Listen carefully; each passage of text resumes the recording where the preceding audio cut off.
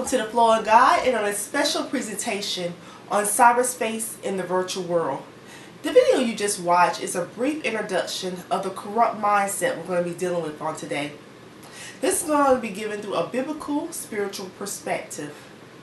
Now the enemy, he's known as the prince of the power of the air. So it's not a coincidence that he's flooding the gates of media as he is on today. You know, his mission is always the same. John 10:10 says, the enemy comes to steal, to kill, and to destroy. So today, truth is coming forth, and light is going to dispel the darkness. So stay tuned for this special presentation on cyberspace and the virtual world.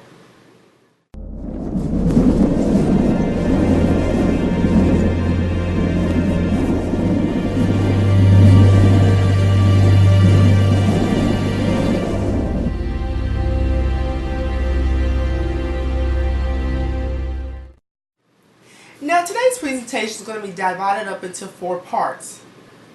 Progression of media, massive online role-playing sites and virtual worlds, virtual character representation, and the spiritual dynamics. It's a book I came across.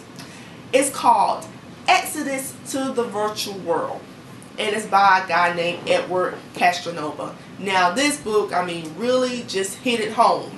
This kind of pretty much sums up people's interactions, because what he did was this. He did research. He looked at research and how people were spending millions of hours into the virtual world, and he put it in this book.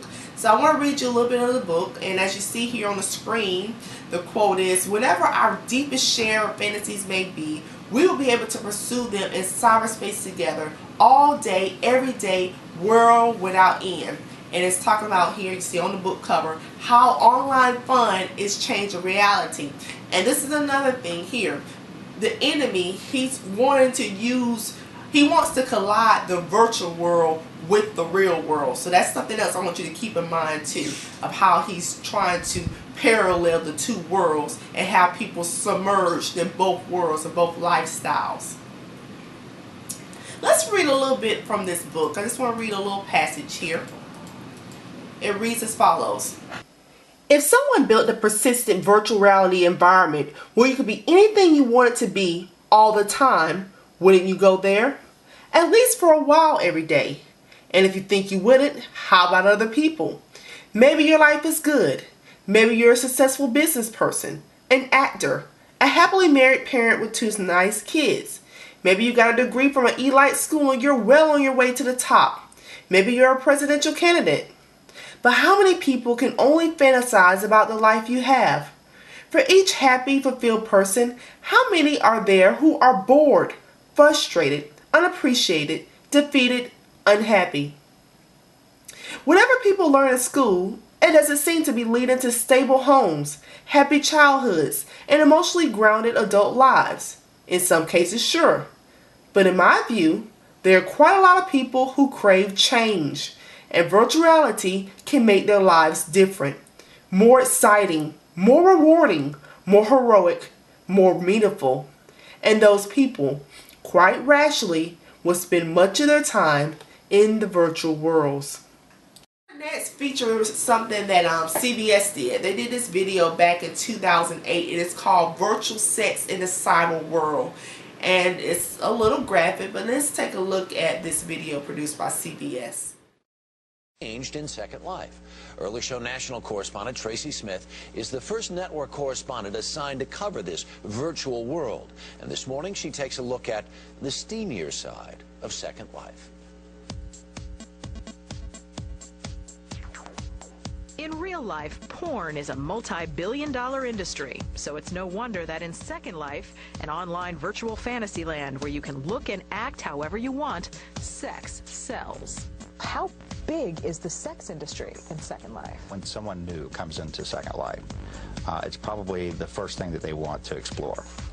Kevin Alderman is a star in Second Life. His alter ego, or avatar as they're called, is Stroker Serpentine.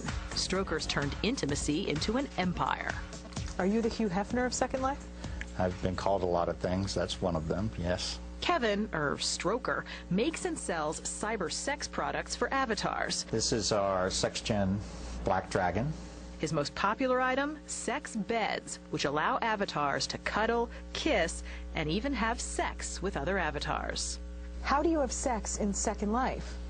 Well, you're actually talking to someone else. And your products help the avatars to act out what people are either typing or saying to each other? Absolutely. And because it is a fantasy, it really allows people to let down their inhibitions and do things and participate in behaviors and situations that they normally wouldn't even consider in real life. And that includes the oldest profession in the world. Yes, there are escorts in Second Life. Women and men who earn real money for virtual sex. And they're not tough to find. Just search the word escort and hundreds of people and places come up. But getting a Second Life escort to talk in real life is another story.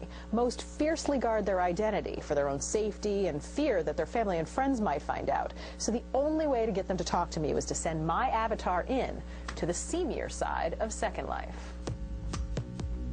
This sex club is run by Genevieve Hutchins, a popular Second Life madam. She charges $20 US an hour as a Second Life escort. But who is she in real life? Genevieve told me she's a wife, mother of 2, who works in real estate. And get this, she's a PTA mom. Why would a PTA mom want to be an escort in Second Life? When the laundry blocks your view of the TV and you're elbow deep in dirty diapers and hubby wants to know why he's second, this is an escape from the mundane. Here in SL, it's about me. Genevieve spends most of her money in Second Life, but other escorts use it to support themselves in the real world. Take Jessica Holyoke. She's a lawyer in real life who used the cash she made stripping and escorting in Second Life to help pay for law school. But she's kept her Second Life hidden. While it may be embarrassing, even ethically troubling, there's a big difference between virtual escorting and real-life prostitution. Cyber law expert Perry Aftab. Is Second Life escorting legal? Yes, it is legal. As long as you're not delivering real sex in real life, you're not touching somebody for money, it's just talk, and talk is always legal when adults are involved. Still, Aftab warns that there are always risks. Don't think that you're entirely anonymous. You never are. There's always a paper or electronic trail that will lead back to your computer. Genevieve admitted that she does worry that someone could track her down in real life. She cringes at the thought of her kids finding out, but isn't ready to leave her Second Life behind. We're going to have to get around to fixing this leak. Kevin Alderman has real-life kids, too, who have a vague idea of what Daddy does for a living. He used to own a plumbing contracting business, but sold it when his avatar struck it rich. So is it fair to say Second Life has made you a millionaire? It's fair to say. We'll be right back. After watching that video, you should have an idea how big sex is in the virtual world. And I encourage you, if you're having problems with this, take that computer out. Take it out and just get rid of it. I remember the movie Fireproof, and one of the main characters, the guy, he had a problem with pornography and it was having a problem in his marriage, and he took that computer, he took it outside, and he took that bat and he smashed it to pieces. And that's probably what you're going to have to do. If you're having problems with this, take it, get rid of it. Because this is the thing here, some people will think, well, because I'm not physically touching the person, I'm not physically, having this physical contact, that it's okay, that I'm not sinning. But let me show you what the Bible says concerning this. Matthew 5:28, but I say unto you, that whosoever look on a woman to lust after her have committed adultery with her already in his heart. Matthew 15:19, for out of the heart come evil thoughts, murder, adultery, sexual immorality, theft, false testimony, slander. Proverbs 4:23, keep thy heart with all diligence, for out of it are the issues of life. James 1:14, but each one is tempted when, by his own evil desire, he is dragged away and enticed. Now I want to discuss with you why it is so important to watch your eye gate and things that you look at. Let me explain the hypothalamus. The hypothalamus is an extremely complex region in the brain of humans, and even small nuclei within the hypothalamus are involved in many different functions. The hypothalamus is responsive to auditory stimuli, including pheromones, and it releases hormones. You know, when God made man, we are so complex. And everything that we do, it functions. Everything in our body corresponds to something else. So when I engage myself into watching inappropriate material, my body automatically starts releasing chemicals and hormones to actually get me in a position ready to receive, ready to release. But as you see, this is real, and these people are having real life experiences. So as we talked about in the beginning, how the enemy is trying to collide the virtual world with the real world, you see that this helps validate the case. Our next documentary that we want to look at is a professional documentary called Life 2.0, and this is about to hit Oprah on next month, August 2011. So once this thing hits Oprah, you know, no telling how big this is going to blow up even more from here. A little bit about it as it's given on the Oprah website. It says Life 2.0 is a film that will give us all a peek into the lives of several people who find peace in the virtual world of avatars and alter egos. The character-based drama takes us into a world that will amuse and possibly even disturb us.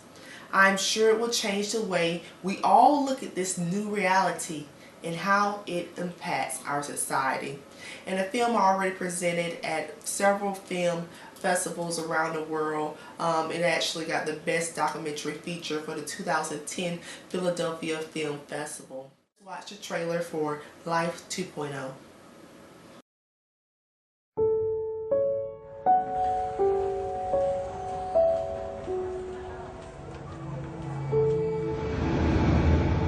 How are you? Nice to see you. I recognize you. It's a relief that when we finally meet, she is who she says she is, and even more beautiful than I imagined. Sometimes I feel like I've been waiting my whole life. Here we are, our second life is transposing into real life. I don't know if I'm going to be interrupted here. That was my husband. My name is Asri Falcone. I am a content creator within Second Life. I have a housing company and I specialize in high-end and extreme luxury. Asri is not my alter ego. Asri is me. I call Second Life the best and the worst thing that has ever happened to me. It was after going for days straight that the other things just weren't important anymore. My avatar is an 11-year-old girl. The fastest growing sites on the internet. Second Life is different than a game because there isn't any goal. Everything in it is created by the people who are there. How cool is that? I think it becomes a problem when you ignore your first life. She feels alive, and it feels like a real life. Things are real because they're there with us and we believe in them. And if they're simulated on a digital computer, it doesn't make any difference to us. I'm usually on my computer 15 to 20 hours a day. That's why it's called the web, because you get stuck in it.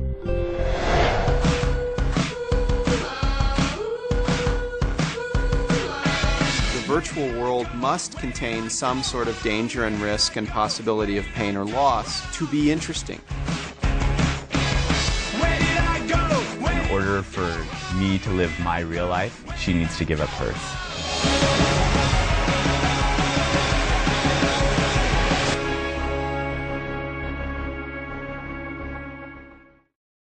So as I mentioned earlier, we saw this slide earlier about becoming it, because this is where it comes in at.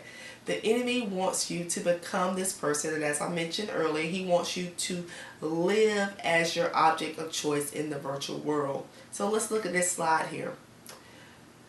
Avatar. Avatar is a person who lives as the embodiment Avatar is a term used in Hinduism for a material manifestation of a deity. The word is derived from Hindu mythology, where avatar is an earthly representation of a god. Now I just got this straight from Wikipedia. I didn't do a whole lot of digging and a whole lot of research. All I did was Google it. And let me tell you this right now.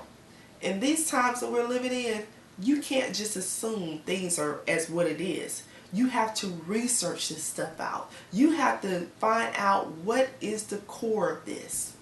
Because once you hear this, I mean, red flags should already go up in your mind saying, wait a minute, this is probably something I need to back up from. And we want to feature a video, and this closing video is by Sims 4. And wow, it's so disturbing. When I watched it, I was like, whoa, wow. So, you know, let me just go ahead and play this video for you.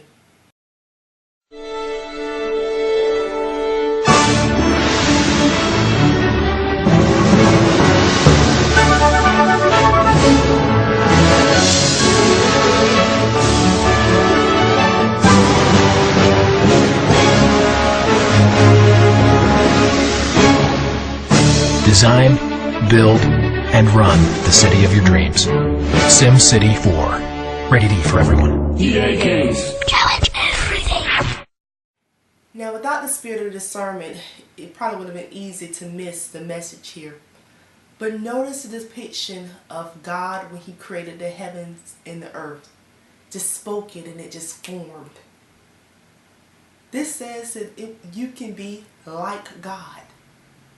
And isn't that what the serpent told Eve? He said you can be like God, you can be as God. In the virtual world, it's possible. In the virtual world, yes, you can achieve it.